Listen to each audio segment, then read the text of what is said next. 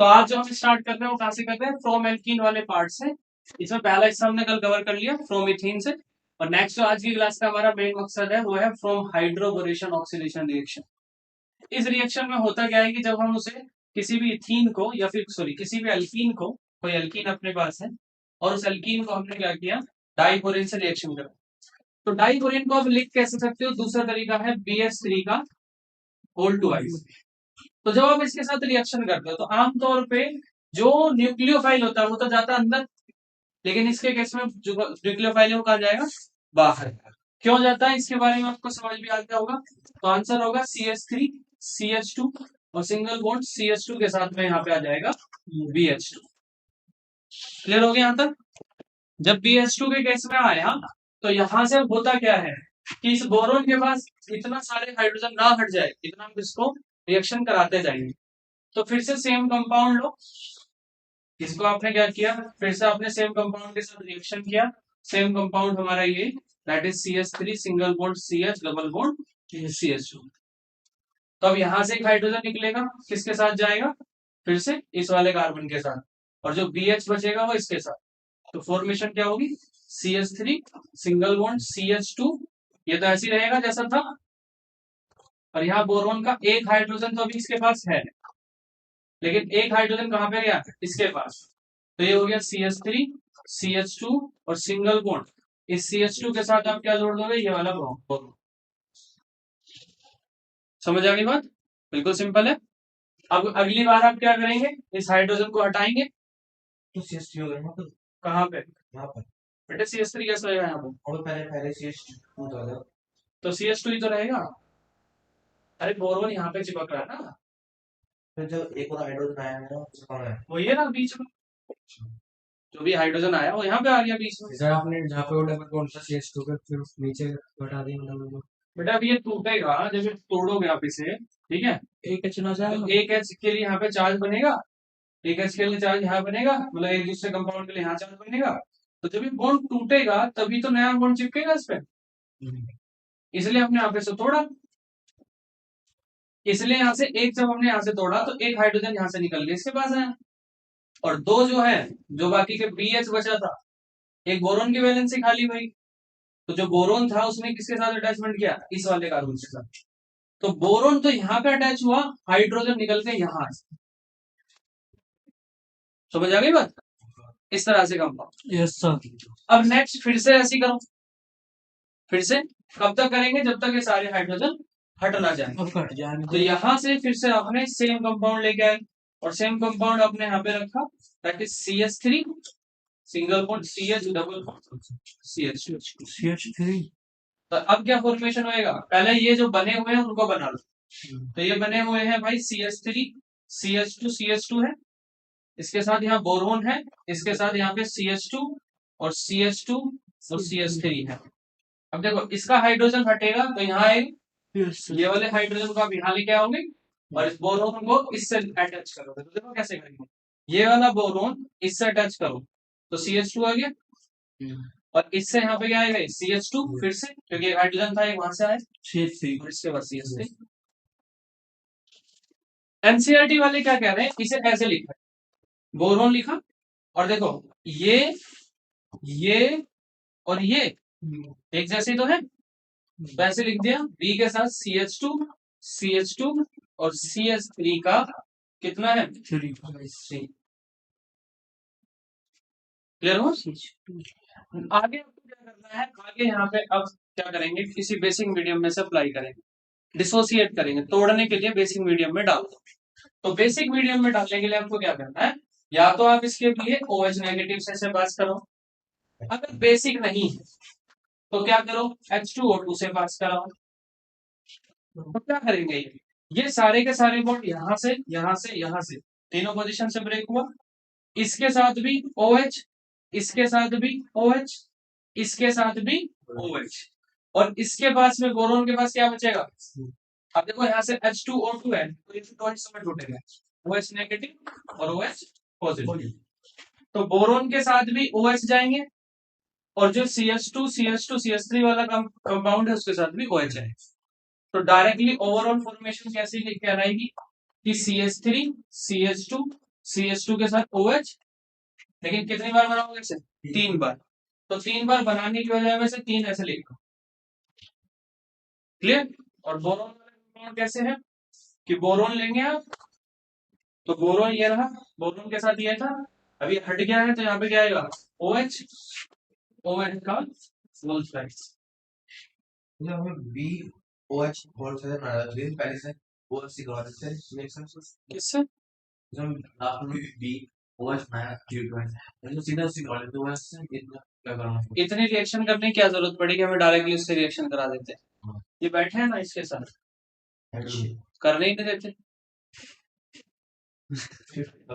समझ आएगा। तो ये जो बोरोन के साथ हाइड्रोजन है वो OH को आने का क्या कर रहे हैं, मौका ही नहीं दे रहे। वो OH के साथ अगर वो आएगा तो ये H उसके साथ मिलकर वाटर बना लेता है, ठीक है। तो पहले इनका तलाक वलाक सही कह रहे हैं, तलाक करवाओ तब जाके तो नए रिश्ते बनेंगे, समझ आई बात। तो भैया ओवरऑल इसके अंदर आपने क्या देखा, अल्कोहल ऐसे बनेगी। तो प्रोसेस कैसे स्टार्ट हुआ था, कहाँ पे खत्म हो रहा है, रिएक्शन थोड़ा लेंथी है तो ध्यान से रखना है कि पहले रिएक्शन इस रास्ते से चली है, ठीक है, फिर यहाँ आए हैं और यहाँ से फिर ऐसे घूमे हैं, फिर उसके बाद यहाँ आए हैं और फिर ऐसे करके यहाँ तक। समझ आ गई बात।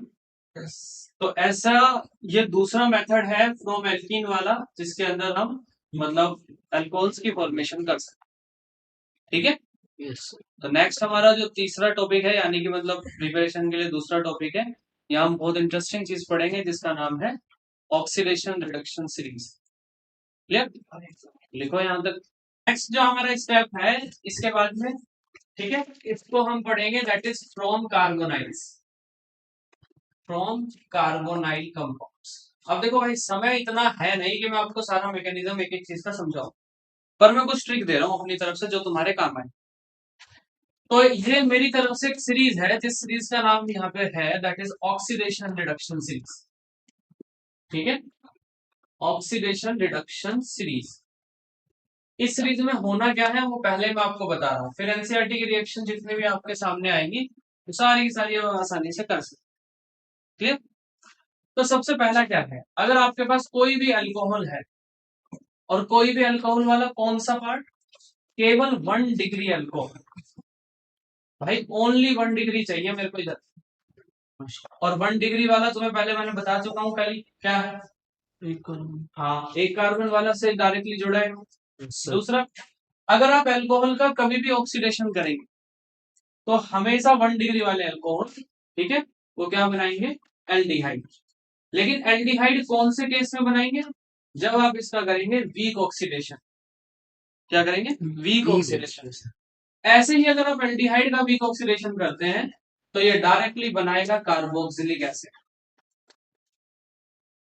इसका भी वीक ऑक्सीडेशन, बिल्कुल वीक ऑक्सीडेशन करने पे मिलेगा। लेकिन यहाँ पे एक स्पेशल केस क्या है कि अगर आपके पास में भाई 2 डिग्री अल्कोहल है ना, और 2 डिग्री अल्कोहल का आपने वीक ऑक्सीडेशन कराया, तो यहां से मिलेगा आपके पास कीटोन, ठीक है, समझ आई बात। इस तरह से हमने इस सीरीज को बनाया। इसमें उल्टा भी हम चल सकते हैं, कैसे, अगर आप यहाँ पे ले रहे हैं जैसे फॉर एग्जांपल ये कीटोन है और कीटोन का आपने कराया रिडक्शन वीक, तो क्या बनेगा, 2 डिग्री अल्कोहल। ऐसे ही अगर कार्बोक्सिलिक का आपने कराया वीक रिडक्शन तो क्या बनेगा, एल्डिहाइड। ऐसे ही एल्डिहाइड का कराया वीक रिडक्शन तो बनेगा 1 डिग्री अल्कोहल, ठीक है सर। अब सवाल यह है कि वीक ऑक्सीडेशन के लिए मैं यहाँ पे लिख रहा हूँ WO, वीक ऑक्सीडेशन, फिर से WO और WO वीक ऑक्सीडेशन। नीचे वाले केस में मैं लिख रहा हूँ दैट इज वीक रिडक्शन, तो WR और वीक रिडक्शन WR, ऐसे ही इधर भी आएगा भाई WR। लेकिन आप अपना क्या है कि समय बचाना चाहते हैं, समय बचाने का मतलब क्या है कि आप अल्कोहल से एल्डिहाइड पे नहीं डायरेक्टली कार्बोक्सिलिक पे जाना चाहते हैं, वीक की जगह क्या कर देंगे आप, स्ट्रॉन्ग ऑक्सीडेशन। तो आप कहेंगे कि यहाँ पे हम सर स्ट्रॉन्ग ऑक्सीडेशन करेंगे, अगर आप कार्बोक्सिलिक से डायरेक्टली अल्कोहल पे जाना चाहते हैं, स्ट्रॉन्ग रिडक्शन, स्ट्रॉन्ग रिडक्शन करेंगे यहाँ पे, so it will be considered as a strong reduction reaction, and similarly इसमें स्ट्रॉन्ग और वीक का कोई फंडा ही नहीं भाई। इसमें देखोगे तो वीक में जब काम हो रहा है तो स्ट्रॉन्ग की क्या जरूरत, समझ आ गई बात। अब सवाल यह है कि सर ये वीक ऑक्सीडेशन वाला जो कंसेप्ट है इसको और बेहतर कैसे करा जाए।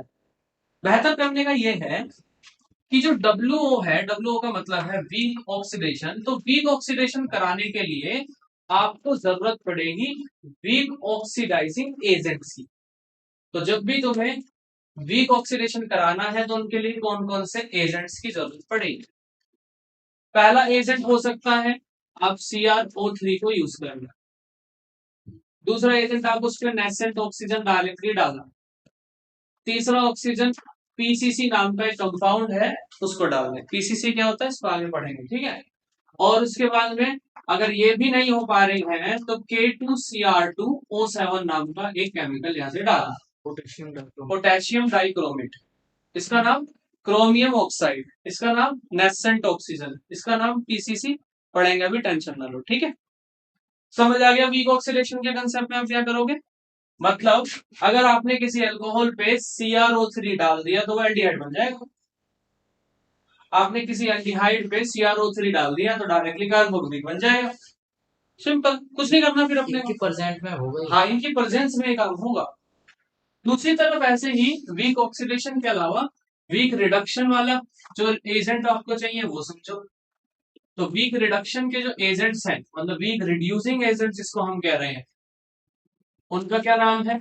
उनका है सबसे पहले आप ऐड कर दीजिए हाइड्रोजन को इन द प्रेजेंस ऑफ पैलेडियम या फिर प्लेटिनियम या फिर निकेल, पहला पॉइंट। दूसरे पॉइंट में आप क्या करो, इसे सोडियम बोरोहाइड्राइड की प्रेजेंस में रख दो। तो क्या होगा, सोडियम बोरोहाइड्राइड यानी कि NaBH4 की प्रेजेंस में रख दो। अगर ये भी याद नहीं आता, अगर ये भी याद नहीं आता आपको तो एक और है, ठीक है। यहां पे NaBH4 के बाद में तीसरा भी कोई था मेरे हिसाब से वीक, चलो छोड़ो कोई बात नहीं, तीसरा जब याद आएगा तो मैं लिख दूंगा, ठीक है। तो वीक रिडक्शन के लिए दो यहाँ पे हो गए, इनमें से कोई भी आप यहाँ पे अप्लाई करो तो डायरेक्टली आपकी रिएक्शन हो जाएगी। हाँ? नहीं, ठीक है, क्लियर हो गया यहाँ तक। अब आगे देखो, नेक्स्ट है आपका स्ट्रॉन्ग ऑक्सीडेशन के कंसेप्ट पे। स्ट्रॉन्ग ऑक्सीडेशन कराना चाहते हो तो भाई यहाँ पे बड़ा स्पेशल एक कंपाउंड डालना पड़ेगा जिसका नाम है एल्केलाइन KMNO4, पोटेशियम पर मैग्नेट, ठीक है, स्ट्रॉन्ग के लिए। अगर आप चाहते हो कि कार्बोक्सिलिक से डायरेक्टली अल्कोहल पे जाना चाहते हैं और स्ट्रॉन्ग रिडक्शन कराना चाहते हैं तो इसके लिए एक एजेंट की जरूरत पड़ेगी। This agent is known as lithium aluminium hydride. हाँ मुझे याद आया, तो इसका आंसर क्या है, दैट इज डिबाल H। इसकी फुल फॉर्म होती है डाई आइसोब्यूटाइल एल्यूमिनियम हाइड्राइड, ठीक है, डाई आइसोब्यूटाइल एल्यूमिनियम हाइड्राइड, ये इसकी फुल फॉर्म है पूरी की पूरी। तो इस तरीके से आप पूरा का पूरा काम कर सकते, ठीक है। एनसीईआरटी में जो टॉपिक है दैट इज फॉर प्रिपरेशन वाले, उसमें जो फ्रोम कार्बोनाइल वाली रिएक्शन उसको खोलो और उस रिएक्शन को ध्यान से पढ़ो क्या लिखा हुआ है। सबसे पहले पॉइंट में वहां पे लिखा हुआ है दैट इज CHO वाले कंपाउंड में हाइड्रोजन जोड़ा इन द प्रेजेंस ऑफ पैलेडियम और अल्कोहल बना दिया। मिल गया भाई, सबको मिल गया। पेज नंबर आपके पास 330 नई वाली बुक के अंदर, पुरानी बुक के अंदर देखो कौन सा है, 250 322 निकालो भाई, 322 वाले पॉइंट पर सारे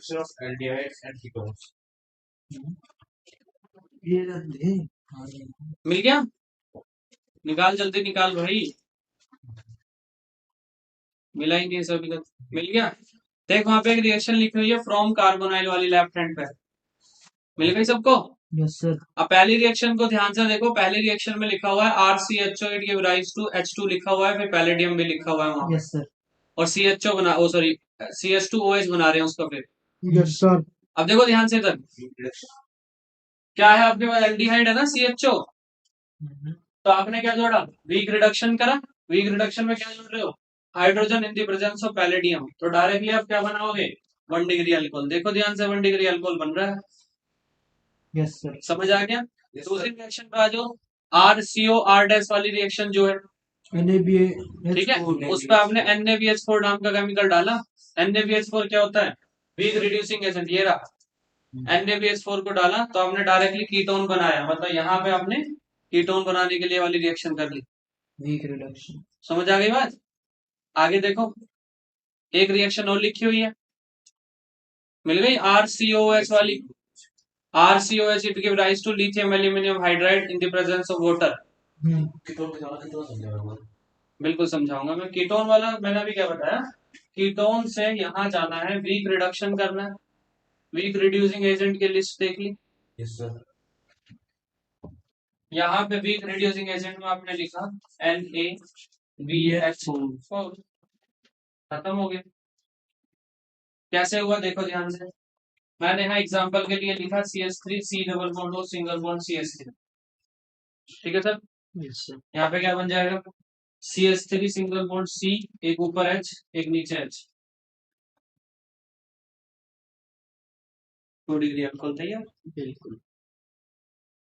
समझ आ गई बात? नेक्स्ट आगे आइए, एक COH वाली जो रिएक्शन है वो भी समझ आ गई होगी। सर तो यहाँ से हम इस तरीके से सारी की सारी जो मैकेनिज्म वाली रिएक्शन है उसको कर सकते हैं।